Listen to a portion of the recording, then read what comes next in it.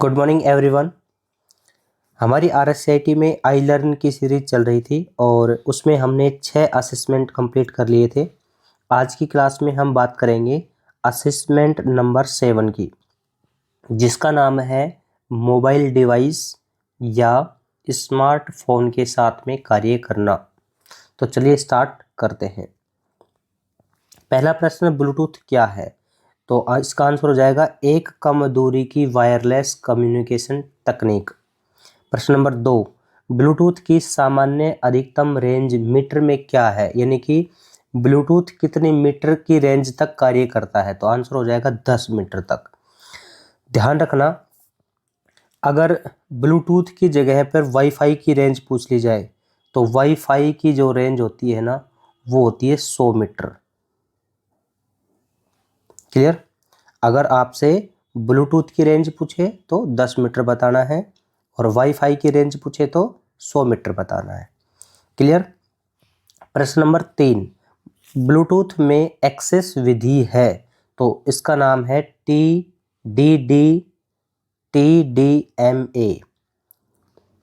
प्रश्न number 4, Bluetooth तकनीक का आविष्कार करने का श्रेय किसे दिया जाता है? तो इसका आंसर हो जाएगा जॉन हडसन। प्रश्न नंबर 5, ब्लूटूथ शब्दावली में पेयरिंग कोड का उपयोग किसके लिए किया जाता है? तो कनेक्शन स्थापित करने के लिए। देखो, पेयर का मतलब होता है जोड़ना। जब हम एक ब्लूटूथ को दूसरे ब्लूटूथ से जोड़ते हैं तो इस प्रक्रिया को कहा जाता है पेयरिंग। ठीक है। प्रश्न नंबर 6, वाईफाई का विस्तार होगा। विस्तार का मतलब इसमें वाईफाई की फुल फॉर्म पूछी गई है, तो इसकी फुल फॉर्म हो जाएगी वायरलेस फिडेलिटी। प्रश्न नंबर 7, वाईफाई के मानकों को परिभाषित करने के लिए कौन सा संगठन जिम्मेवार है? IEEE। प्रश्न नंबर 8, एक सामान्य वाईफाई नेटवर्क की रेंज मीटर में क्या होती है? देखो, ये प्रश्न पूछ भी लिया आज। वाईफाई नेटवर्क की रेंज पूछी है तो आंसर हो जाएगा 100 मीटर। प्रश्न नंबर 9, एक हैंड हेल्ड डिवाइस के रूप में फिटनेस ट्रैकर का प्राथमिक कार्य क्या है? हेल्थ एवं एक्टिविटी को मॉनिटर करना। प्रश्न नंबर 11, प्रश्न नंबर 10, हैंड हेल्ड डिवाइस क्या है? तो यह एक पोर्टेबल कंप्यूटिंग डिवाइस है जिसे हाथ में पकड़ने के लिए डिजाइन किया गया है। प्रश्न नंबर 11, हैंड हेल्ड उपकरणों का प्राथमिक उद्देश्य क्या है? पोर्टेबल और on the go computing. Next प्रश्न, प्रश्न नंबर 12, हैंड्स फ्री प्रोफाइल यानी कि HFP में ब्लूटूथ का प्राथमिक उपयोग क्या है? तो इसका आंसर हो जाएगा ऑडियो स्ट्रीमिंग के लिए। प्रश्न नंबर 13, हैंडहेल्ड उपकरणों के साथ इंटरेक्ट करने के लिए मुख्य इनपुट मेथड कौन सा है? तो आंसर टच स्क्रीन। प्रश्न नंबर 14, कौन सा ऑपरेटिंग सिस्टम आमतौर पर स्मार्टफोन और टैबलेट जैसे हैंडहेल्ड डिवाइस में उपयोग किया जाता है? तो आंसर हो जाएगा iOS। देखो, इसमें स्मार्टफोन और टैबलेट का ऑपरेटिंग सिस्टम पूछा गया है, ध्यान रखिए। तो स्मार्टफोन और टैबलेट में, तो अगर आपके पास में एंड्रॉयड फ़ोन है या एंड्रॉयड का टैबलेट है तो वहाँ पर ऑपरेटिंग सिस्टम एंड्रॉयड प्रयोग किया जाएगा। अगर आपके पास में एप्पल का है या आईफोन वगैरह जो भी है तो उसमें iOS ऑपरेटिंग सिस्टम का प्रयोग किया जाएगा। तो यहाँ पर इस प्रश्न में आंसर हो जाएगा iOS, क्योंकि इस प्रश्न में आपको एंड्रॉयड ऑप्शन में नहीं मिलेगा। अगर आपको यही प्रश्न पूछा जाता और iOS की जगह है आपको ऑपरेटिंग सिस्टम में एंड्रॉयड ऑप्शन में मिलता तो वहाँ पर हमारा आंसर क्या हो जाता? एंड्रॉयड हो जाता। ये प्रश्न दोनों ही तरीके से पूछा जाता है। वापस रिवाइज कर रहा हूँ, अगर इसी प्रश्न में मोबाइल का ऑपरेटिंग सिस्टम पूछा है लेकिन iOS ऑप्शन में नहीं दे रखा तो वहाँ ऑप्शन में क्या मिलेगा? एंड्रॉयड मिलेगा। अगर एंड्रॉयड ऑप्शन में नहीं मिलेगा तो क्या मिलेगा? iOS मिलेगा। क्लियर? प्रश्न नंबर 15, कौन सी वाईफाई उपकरणों को पुश बटन या पिन विधि का उपयोग करके पासवर्ड डाले बिना कनेक्ट करने की अनुमति देती है? WPS। प्रश्न नंबर 16, कौन सी सुविधा हैंडहेल्ड उपकरणों को उनकी भौगोलिक स्थिति निर्धारित करने की अनुमति देती है? इसका आंसर हो जाएगा जीपीएस। जीपीएस की फुल फॉर्म भी कई बार पूछी जाती है, ग्लोबल पोजिशनिंग सिस्टम, जीपीएस। प्रश्न नंबर 17, जीपीएस का पूर्ण रूप क्या है? देखो ये आंसर आ भी गया इसका, ग्लोबल पोजिशनिंग सिस्टम। प्रश्न नंबर 18, जीपीएस तकनीक का प्राथमिक उद्देश्य क्या है?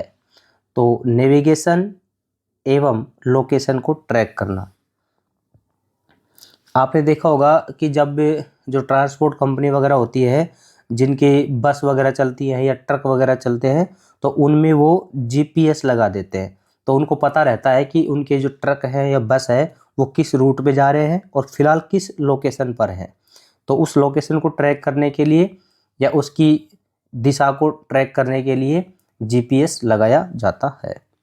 प्रश्न नंबर 19, जीपीएस सिस्टम के किस सेगमेंट में ग्राउंड आधारित नियंत्रक स्टेशन होते हैं जो सैटेलाइट का प्रबंधन करते हैं और उनके संकेतों की निगरानी करते हैं? तो आंसर हो जाएगा जीपीएस कंट्रोल सेगमेंट।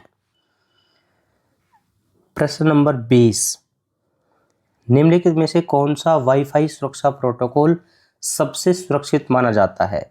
तो WPA3 ये प्रोटोकॉल है वाईफाई का जो सबसे सिक्योर होता है। प्रश्न नंबर 21, निम्न में से कौन हैंडहेल्ड डिवाइस का उदाहरण है? तो स्मार्टफोन। प्रश्न नंबर 22, किसी नेटवर्क में वाईफाई राउटर का प्राथमिक उद्देश्य क्या है? तो वाईफाई क्यों लगाया जाता है? इंटरनेट कनेक्टिविटी के लिए। तो इसका जो प्रमुख उद्देश्य है वो इंटरनेट कनेक्टिविटी एवं डिवाइस कम्युनिकेशन है। प्रश्न नंबर 23, किस प्रकार के नेटवर्क में ब्लूटूथ तकनीक का प्रमुखता से उपयोग किया जाता है? तो इसका आंसर हो जाएगा पैन। पैन की फुल फॉर्म भी कई बार पूछी जाती है, तो इसकी फुल फॉर्म मैं लिख देता हूँ, पर्सनल एरिया नेटवर्क। ठीक है, पर्सनल एरिया नेटवर्क। प्रश्न नंबर 24, स्मार्टफोन और टैबलेट सहित मोबाइल उपकरणों में उपयोग किए जाने वाला ओपन सोर्स ऑपरेटिंग सिस्टम कौन सा है? तो देखो वही प्रश्न जो मैं बात कर रहा था वहाँ पर प्रश्न तो वही है, स्मार्टफोन और टैबलेट के अंतर्गत क्या पूछा गया है? ऑपरेटिंग सिस्टम पूछा गया है, लेकिन यहाँ पर ऑप्शन में iOS नहीं है, इसलिए इसका आंसर क्या हो जाएगा? एंड्रॉयड हो जाएगा। अगर ऑप्शन में एंड्रॉयड नहीं होता तो क्या मिलता? iOS मिलता। ठीक है, क्योंकि मोबाइलों में दो ही प्रकार के ऑपरेटिंग सिस्टम यूज किए जाते हैं, एप्पल में iOS और एंड्रॉयड में एंड्रॉयड। प्रश्न नंबर 25, एप्पल द्वारा iOS उपकरणों के लिए विकसित वर्चुअल असिस्टेंट का नाम क्या है? तो सीरी।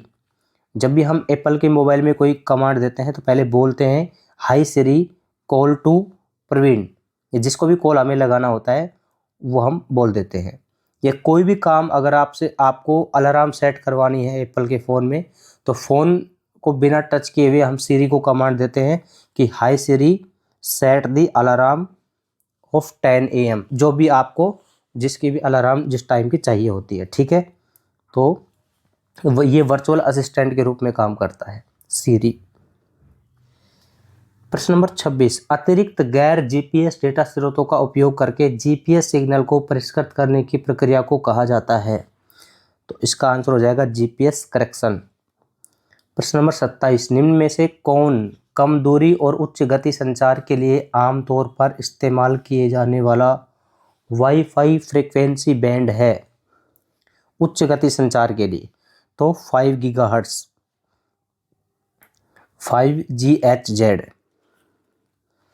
प्रश्न number 28, Bluetooth special internet group SIG का उद्देश्य क्या है? ब्लूटूथ तकनीक को बढ़ावा देना और इसका स्टैंडर्ड मेंटेन करना, स्टैंडर्ड बनाए रखना।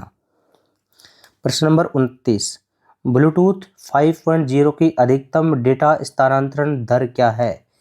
डेटा को स्थानांतरित करने की जो रेट है वो क्या है? तो वो है 2 Mbps।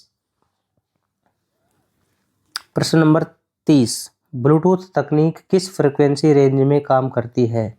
2.4 गीगाहर्ट्ज। प्रश्न नंबर 31, वाईफाई आमतौर पर किस फ्रीक्वेंसी बैंड में कार्य करता है? तो इसका आंसर हो जाएगा 2.4 गीगाहर्ट्ज एवं 5 गीगाहर्ट्ज।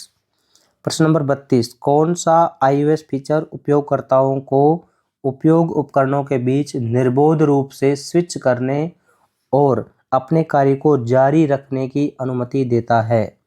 तो इसका आंसर हो जाएगा iCloud ड्राइव। प्रश्न नंबर 33, किस ब्लूटूथ वर्जन ने पावर एफिशिएंट कम्युनिकेशन के लिए low energy LE daily feature face किया? तो इसका आंसर हो जाएगा ब्लूटूथ 4.0। तो ये था हमारा चैप्टर नंबर 7। तो नेक्स्ट हम बात करेंगे चैप्टर नंबर 8 की। Thank you.